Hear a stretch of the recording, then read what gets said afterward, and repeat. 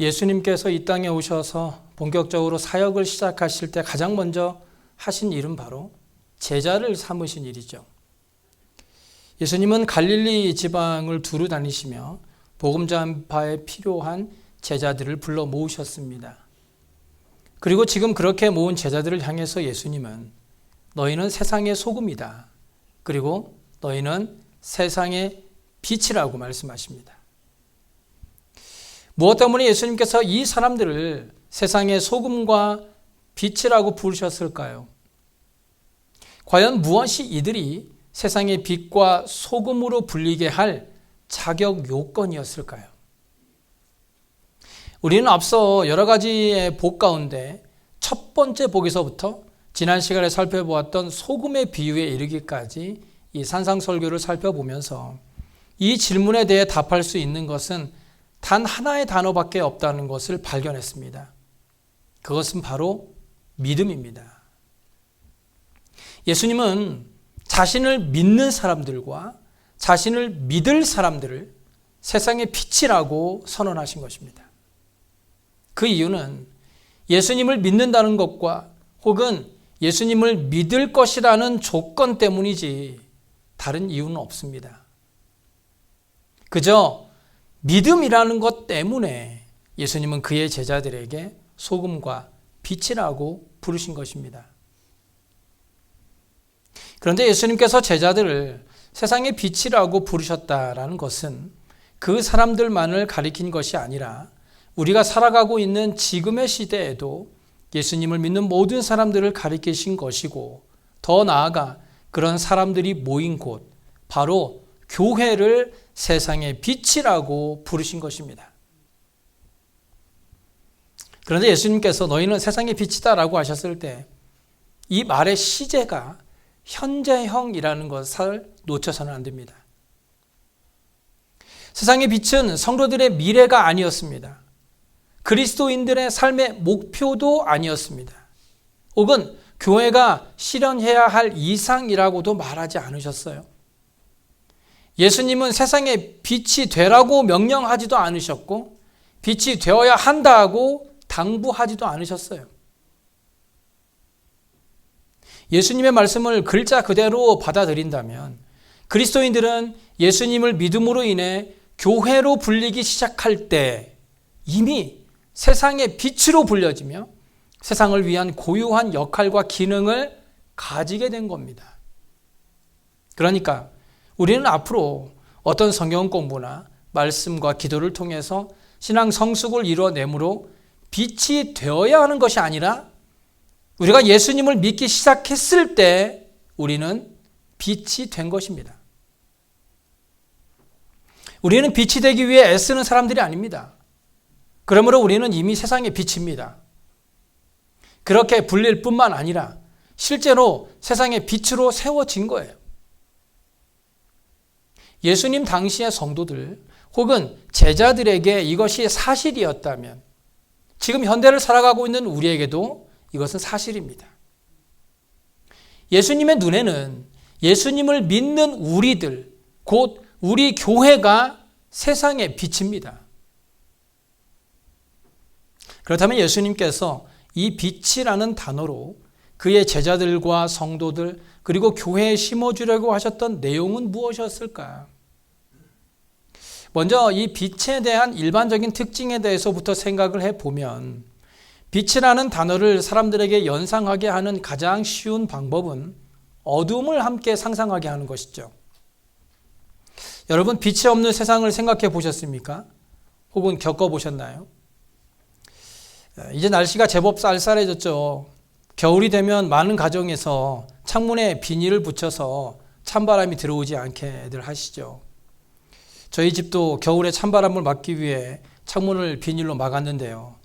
저는 이 비닐로만으로 부족하다고 생각해서 스티로폼을 창문 크기만큼 잘라서 스티로폼을 잘라서 붙이고 그 위에 비닐을 쌓아 놓았습니다.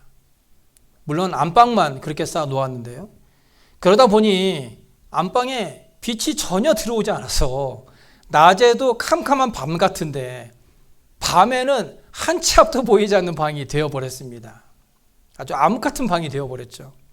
그래서 이 새벽에 일어나서 화장실이라도 가게 되면 하나도 보이지 않아서 더듬더듬 찾아가야만 했습니다. 결국 이 센서로 작동하는 라이트를 벽에 붙이고 나서야 불편함을 줄일 수 있게 되었습니다.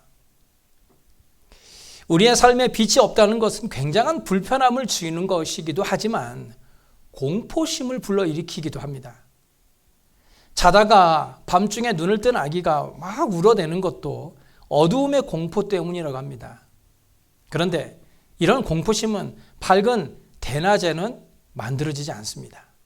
그리고 그런 어두움도 불을 켬으로써 아주 간단하게 공포심을 몰아낼 수가 있죠. 혹은 절망의 순간을 우리는 어둠으로 표현하기도 하죠. 우리의 인생에 절망적인 순간을 맞을 때에는 대낮에도 앞이 캄캄합니다. 앞을 봐도 뒤를 봐도 돌파구가 없는 막다른 길에 막혀버린 것 같습니다. 도저히 뚫고 나갈 방법이 없습니다. 어둡고 암울합니다. 이런 상황을 하늘이 무너졌다라고 표현하기도 하죠. 그런데 반대로 이 빛은 희망을 상징합니다. 무언가 새로운 좋은 일들이 시작되면 우리는 해가 뜬다라고 표현하죠. 새로운 운명, 새로운 역사가 시작되는 겁니다. 서광이 비친다고 말하죠. 그런데 빛 아래서 우리는 무엇인지 할 수 있고 희망, 성장, 발전이라는 것들을 바로 그 빛 가운데서 얻을 수 있게 되는 거예요. 사실 이런 일반적인 빛과 어둠에 관한 의미들이 다 예수님의 비유로 표현되는 것은 아닙니다. 예수님은 단순히 빛을 세상과의 대조를 위해 사용하셨다는 것을 주목해 보아야죠. 예수님이 지적하신 것은 단순히 한 개인의 이 삶의 명암이 아닙니다. 그렇다고 우리가 살아가는 한 지역의 사회적, 역사적인 명암도 아닙니다. 예수님의 이 비유는 전 세계의 명암과 관련되어 있습니다. 빛으로서의 교회는 세계를 비추고 있어요. 그렇게 세상을 비추도록 제자들을 세워놓으신 것이죠. 물론 이 말에는 개인적인 삶의 명암이나 사회, 민족, 국가 등의 명암이 다 포함되어 있는 것이겠지만 예수님이 말씀하신 빛이라는 의미는 세상을 비추는 교회에서 시작할 때 교회의 참된 가치를 알 수 있다는 겁니다. 즉 교회는 그 규모나 숫자에 관계없이 온 세상을 비추는 하나님의 기구인 것이죠. 성도들 가운데도 신앙이나 교회를 이 개인의 어두움을 몰아내는 도구로쯤만 생각하는 사람도 있습니다. 하지만 이것은 세상을 비추는 교회에 대한 진정한 의미는 아닙니다. 이런 생각은 교회를 가정이나 사회의 어두운 부분을 드러내고 바른 가정, 바른 사회를 찾게 해주는 단체쯤으로만 생각하게 합니다. 그래서 그런 사람들은 교회가 이 세상에 대해서 선한 일을 하지 않으면 교회에서의 역할을 다하지 못했다고 비판을 하기도 하죠. 교회는 근본적으로 나라와 민족을 위한 어떤 기구가 아니라 하나님을 위한 기구, 하나님을 섬기는 사람들입니다. 나라의 어떤 범죄율을 낮추고 선한 사업 등을 더 늘리는 데에 교회가 사용되어지는 것이 아니라, 물론 그런 일들을 아예 하지 않는다는 것은 아니지만 이 교회의 근본적인 존재 목적은 하나님을 위해 하나님을 섬기는 사람들이 모인 곳이 바로 교회라는 거예요. 그러므로 우리는 세상을 밝히는 빛이 교회라는 사실을 잠시도 잊어서는 안 됩니다. 우리는 한 개인이나 사회의 유익을 추구하는 사람들이 아니라 세상을 밝히는 교회로 존재해야 합니다. 그래서 교회는 개인의 빛, 가정의 빛, 사회나 국가의 태양이기 이전에 세상의 빛이어야 한다는 거예요. 그래서 세상을 향한 빛이 교회이고 우리는 세상의 빛인 그 교회에 속한 한 사람이다라는 것이죠. 그런데 이 태양이나 빛이라는 단어는 아무에게나 붙일 수 있는 단어는 아니죠. 이 단어는 영화나 아니면 연극 같은 곳에서 오 나의 빛, 오 나의 태양이라는 말을 들을 수 있는 것이지 일반인에게서 사용하기는 참 어려운 단어입니다. 그래서 태양이나 빛이라는 말은 아주 특별한 사람에게나 사용할 수 있는 스페셜한 단어입니다. 그래서 사실 빛이라는 단어 자체가 너무 거창하기 때문에 사람을 향한 비유어로는 적합하지는 않습니다. 그런데 예수님께서 바로 이 거창한 단어를 별 볼품 없는 자신의 제자들에게 사용하셨다는 거예요. 그들은 이렇다 할 무엇을 가진 사람들이 아니었어요. 공부를 많이 한 사람도 아니었고 권력을 손에 쥐고 천하를 호령할 수 있는 민족의 빛에 유사한 그런 사람들도 아니었습니다. 한마디로 세상의 빛이라고 불리운 이 제자들은 빛의 요소라고는 아무것도 가지고 있지 않았던 평범하기 그지 없던 사람들이었던 것이죠. 그런데도 예수님은 그들을 세상의 빛이다라고 부르셨어요. 나의 태양, 우리 가문의 빛 정도가 아니라 세상의 빛이라고 부르신 것이죠. 물론 그 이유는 단 하나, 바로 예수님을 믿는 것 때문입니다. 즉 교회가 세상의 빛으로 불리우고 빛의 역할을 하는 것은 예수님을 믿는다고 하는 특수한 관점과 연관되어 있기 때문이에요. 그렇다고 해서 사실 이 빛이라는 단어는 우리의 현실에 비추어 볼 때 너무 거창한 말인 것은 분명합니다. 세상에서 별 힘도 없고 백도 없는 사람들을 단지 예수님을 알고 믿는다는 것 때문에 세상이 우러러보는 그런 빛이라고 하셨으니 이 겸손한 우리의 입장에서 보면 이 부담스러운 말인 것은 분명하죠. 교회는 세상 위에 세워져 있습니다. 그리고 하늘에서 전해져 내려오는 빛을 세상에 비추고 있습니다. 보면 14절에 보면 산 위에 있는 동네가 숨겨지지 못할 정도로 밝게 비춰지고 있습니다. 이런 교회라는 빛 앞에서 도망치고 숨을 수 있는 동네는 세상 어디에도 없습니다. 이렇게 교회는 세상을 밝혀주고 사람들로 하여금 보게 하고 움직이고 활동하게 하며 바른 길을 찾게 합니다. 세상을 비추고 바른 길로 이끌어가는 것은 유능한 정치인들에게 맡겨진 일이 아닙니다. 혹은 기업인들에게 있는 것도 아니죠. 예수님의 표현에 의하면 예수님을 믿는 성도들이야말로 이 세상의 희망이고 빛입니다. 교회가, 즉 빛이 없다면 세상은 어두울 수밖에 없습니다. 세상은 여전히 암흑 속에서 허우적거리며 두려울 수밖에 없는 거예요. 이런 세상을 밝혀주는 것이 예수님의 교회입니다. 우리가 바로 이런 세상의 그런 빛이에요. 이 세상에는 항상 좋은 집안, 좋은 학교, 용기와 지도력을 겸비한 사람들이 세상의 빛으로 떠오르지만 예수님의 눈에 비친 이 세상의 돌파구는 사회적 배경의 좋고 나쁨을 떠나서 예수님을 믿는 사람들에게 있었다는 거예요. 예수님을 믿는 사람들. 그들만이 이 세상을 비추는 빛이라는 겁니다. 왜냐하면 예수님께서 이 세상에 빛으로 오셨기 때문이죠. 본문 15절은 빛의 기능과 역할에 대해서 말씀하고 있습니다. 빛은 산 위의 도시들보다 더 높은 곳에서 이 세상을 비춰줍니다. 사람들이 등불을 켜는 것은 등경 위에 두기 위함입니다. 불을 켜서 그 불을 그릇으로 덮어두는 사람 아무도 없죠. 그 불빛이 집안 곳곳에 그리고 집안 모든 사람에게 골고루 전해지는 것이 등불의 역할이요 불을 켜는 목적입니다.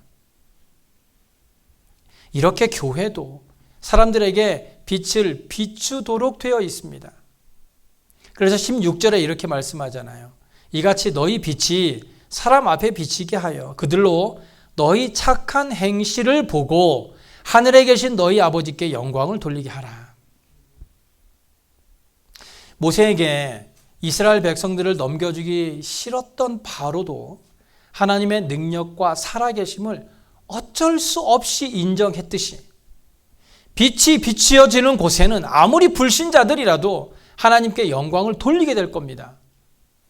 예수님은 빛이시기 때문에 그 빛에서 나온 광선으로서의 빛, 즉 선한 일이 세상에 나타나게 될 때에 그들이 하나님의 능력과 살아계심을 보게 된다는 거예요. 그러므로 우리는 그 빛을 비추라는 것. 다시 말씀드리면 선한 일에 최선을 다해야 한다는 것입니다. 그런데 이상과 현실은 다르죠.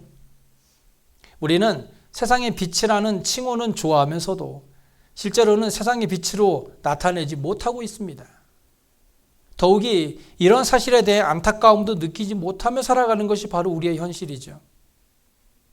세상이 교회를 우러러보기는커녕 오히려 교회를 더 악한 사람들의 집단이라고 욕하고 있는 것이 우리의 현실 아닙니까? 교회가 세상을 바꾸고 그 어두움을 적나라하게 들추어내고 선도하고 선의 모범을 보이는 것이 아니라 오히려 세상의 원리와 방법들을 교회 안으로 끌고 들어와서 교회를 세상의 축소판으로 만들어가고 있는 것이 우리의 모습은 아닙니까? 오늘 본문에서 너희는 세상의 빛이다라는 예수님의 말씀은 이제 우리가 다시 돌아가야 할 곳이 어디인지를 알려주는 말씀입니다. 예수님께서는 믿는 사람들을 세상의 빛이라고 하셨는데 그런 사람들이 모인 교회가 세상의 빛을 비추지 못한다면 결론은 그곳에 모인 사람들의 빛이 아니라는 것밖에 되지 않는 거예요. 우리가 정말 세상의 빛이라면 항상 세상의 어두운 곳을 밝히 드러내고 선한 일들을 통해서 세상을 변화시킬 수 있어야 한다는 것입니다. 예수님께서 교회를 세상의 빛이라고 부르신 그 배후에는 세상을 보시는 예수님의 시각이 전제되어 있는데요. 그것은 세상은 어두운 상태에 있다는 것이죠. 그러니까 세상에 빛이 되라는 것이죠. 빛을 비추라는 겁니다.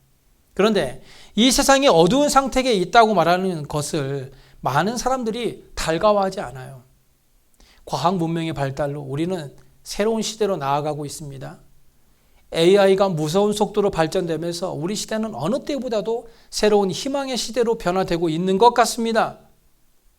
하지만 문제는 하나님께서 이 땅을 어떤 관점에서 어떻게 보고 계시느냐 하는 것입니다. 하나님도 지금 우리의 현실이 새로운 희망의 시대로 변화가고 있다고 생각하실까요? 안타깝게도 세상의 영적 상태는 옛날이나 지금이나 조금도 변하지 않았습니다. 기독교의 역사가 2000여 년 동안 많은 부분에서 긍정적인 효과를 낳은 것도 사실이지만 사람들은 여전히 기고만장하여 하나님 없이 살아갑니다. 사람들은 세상의 빛으로 오신 예수님을 믿지 않습니다. 하나님 없이도 잘 산다고 생각합니다. 기독교 역사를 보았을 때 셀 수도 없는 많은 사람들이 복음을 위해 순교를 당하고 복음을 증거하고 많은 교회들이 세워졌지만 지금도 여전히 예수님을 믿지 않는 사람들이 많다는 것은 세상이 아직도 어둡다는 가장 확실한 증거가 되는 거예요. 그래서 마태는 마태복음 4장 16절에서 이사야의 말씀을 인용하여 이렇게 말하죠. 흑암에 앉은 백성이 큰 빛을 보았고 사망의 땅과 그늘에 앉은 자들에게 빛이 빛이었도다. 이것은 사람들의 영적 타락이 도덕적인 타락을 낳고 결국 모두가 사망과 멸망으로 달려가고 있다라고 바라보았던 겁니다. 그러므로 교회는 이런 세상에 희망이 되어야 됩니다. 교회는 세상이 가던 길을 멈추게 하고 수정해서 새로운 길로 갈 수 있게 하는 유일한 도구가 되어야 한다는 거예요. 그러기 위해서는 머리 대신 예수님에게 충실하기만 한다면 어느 시대, 어느 곳에서나 세상을 비판하고 정죄하고 밝혀주며 바른 기준을 제시해 줄 수 있을 것이라는 거예요. 세상의 근본적인 문제는 창조주이신 하나님을 모른다는 데 있습니다. 하나님을 싫어한다는 것이죠. 하나님께서 만드신 세상에서 하나님이 주신 것을 누리며 살고 있으면서도 이 모든 것을 주신 하나님을 잊어버리고 마치 이 모든 것들이 내가 무언가를 잘해서 얻은 것처럼 착각하며 살아가고 있다는 거예요. 그래서 시편 50편 22절에 이렇게 말씀하잖아요. 하나님을 잊어버린 너희여. 하나님을 잊어버린 너희여. 이제 이를 생각하라. 그렇지 아니하면 내가 너희를 찢으리니 건질 자 없으리라. 우리는 하나님을 잊어서는 안 됩니다. 우리는 우리의 죄를 인정해야 합니다. 죄를 인정하지 않으면 십자가의 의미와 역할이 아무 쓸데가 없는 것이 돼요. 죄에 대한 하나님의 기준이 확정되어 있지 않으면 무엇이 죄고 무엇이 벌인지 분별하지 못하게 됩니다. 그렇게 되면 결국 왕이 없던 시대의 사람들처럼 하나님을 잊어버리고 그저 내 소견에 오른 대로 살아갈 수밖에 없는 거예요. 삶의 기준이 무너져 내려버리는 것입니다. 우리의 선의 기준은 하나님이십니다. 왜냐하면 선한 분은 하나님 한 분밖에 없기 때문이에요. 하나님의 의도와 계획이 선과 악의 기준이 됩니다. 그러므로 하나님을 믿는 모든 성도들은 하나님의 기준에 맞춰서 하나님의 말씀이 정해 놓으신 그 기준에 따라 하나님의 의도와 계획에 맞춰 살아갈 때 참된 선을 이루어낼 수 있는 삶을 살아낼 수 있다는 것이에요. 중요한 것은 세상이 어떻게 살아가건 그것은 교회의 삶에 영향을 끼쳐서는 안 된다는 거죠. 예수님을 믿지 않는 사람으로서는 감히 흉내내거나 실천할 수 없는 규범들을 우리에게 제시해 놓기 때문에 교회가 주님의 말씀을 따르기만 한다면, 적어도 따르기 위해 최선을 다한 헌신의 삶을 살아간다면 교회는 세상의 빛의 역할을 충분히 감당할 수 있을 것입니다. 다시 본문으로 돌아가 보면 14절에 너희는 세상의 빛이라고 말씀하고 있는데요. 여기서 말하는 빛은요, 태양과 같이 스스로 빛을 발하는 발광체가 아니라 달과 같은 존재를 말합니다. 달은 콜로라도의 달이 제일 유명하죠. 한 2주 전에 어마어마하게 큰 달이 떴었는데요. 달은 자기 스스로 빛을 내는 존재가 아니라 태양의 빛을 받아서 빛을 반사하는 존재입니다. 근데 마치 달이 빛을 내고 있는 것 같죠. 이처럼 예수님께서 너희는 세상의 빛이다 라고 우리를 부르신 것은 빛 대신 주님을 따라 하나님의 자녀 된 자들은 그분의 신분에 맞게 빛을 받아서 발산해야 한다는 겁니다. 그렇기 때문에 16절에 하늘에 계신 너희 아버지라고 하신 거예요. 그런데 반대로 생각해 보면 달은 자기가 빛을 내고 싶어도 낼 수는 없지만 내기 싫어도 태양의 빛을 받으면 낼 수밖에 없는 존재예요. 마찬가지로 하늘에 계신 우리 아버지의 빛을 받은 사람이라면 그 빛을 발할 수밖에 없다는 겁니다. 더 적극적으로 말씀드리면 예수 그리스도를 믿는 저와 여러분의 삶 가운데에 하나님의 빛이 반사되지 않는다면 우리는 하나님의 자녀라고 할 수 없다는 거예요. 그렇다면 이렇게 빛을 발할 수밖에 없는 존재라면 왜 이렇게 빛을 비출 수밖에 없도록 하나님의 빛을 우리에게 비춰주시는 것일까요? 그 해답이 바로 본문 16절에 너희 착한 행실을 보고에 나와 있습니다. 너희 착한 행실을 보고.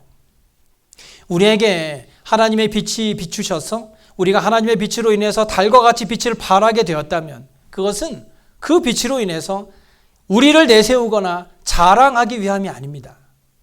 그래서 예수님은요, 너희 착한 행실을 보고라고 말씀하신 거예요. 너희의 착한 행실을 보고 너희 아버지께 그들이 영광 돌리게 하라는 거예요. 그들이 영광 돌리게 하라는 거예요. 여기서 말씀하시는 그들은 믿지 않는 자들이죠. 즉 믿는 자들의 착한 행실을 보고 믿지 않는 자들이 하나님께 영광을 돌리게 하라는 겁니다. 여러분 그렇게 할 수 있습니까? 어떤 사람이 어린 아들을 데리고 잔치집에 갔습니다. 잔치집에 도착한 아버지의 눈에 고급 양주병이 눈에 들어왔습니다. 그 술을 마시고 싶었던 아버지는 아들에게 물었습니다. 아들을 좀 떼어놓으려고. 아들아, 우유 마실래? 아니면 술을 마실래? 그랬더니 아들이 대답했습니다. 아버지가 마시는 것으로 하겠습니다. 만약에 바닥개가 자기는 옆으로 걸어다니면서 이 새끼들에게는 야, 니네는 앞으로 걸어라고 훈련시킨다면 이 새끼들이 바로 앞으로 걸어갈 수 있을까요? 예수님께서 바리새인들을 책망하신 이유는 분명했습니다. 마태복음 23장 27절에 보시면 화 있을진저 외식하는 서기관들과 바리새인들이여 회칠한 무덤 같다고 했습니다. 무덤을 시멘트로 바르는 것은요, 겉을 화려하게 예쁘게 꾸미기 위함입니다. 하지만 그 안은 썩은 것들로만 들어있죠. 바리새인들은 겉으로는 경건한 듯 화려해 보였지만 속은 썩어 있었던 겁니다. 오늘 예수님께서 너희는 세상의 빛이라고 하신 것은 빛을 비추는 흉내만 내라는 것이 아니라 하나님의 빛을 그대로 비추라는 것입니다. 우리의 삶에 어떤 가식이나 거짓 없이 하나님의 선하심을 닮은 그대로를 우리의 이웃과 가까이 있는 성도들에게 나타내라는 거예요. 내가 스스로 빛을 만들어서 비추려고 하니까 빛을 비추지 못하는 거예요. 우리 주님께서 우리에게 은혜를 베풀어 주시는 것은 세상의 빛으로 부르시기 위함입니다. 세상을 비추도록 말입니다. 산은 높은 산이라도 피할 수도 없고 숨을 수도 없고 그렇게 우리를 하나님의 도구 세상의 빛으로 세우신 거예요. 세상의 어두움의 빛을 잃어가는 연약한 빛이 아니라 캄캄한 어둠을 뚫고 세상의 밝은 빛을 비추라고 저와 여러분을 부르신 것입니다.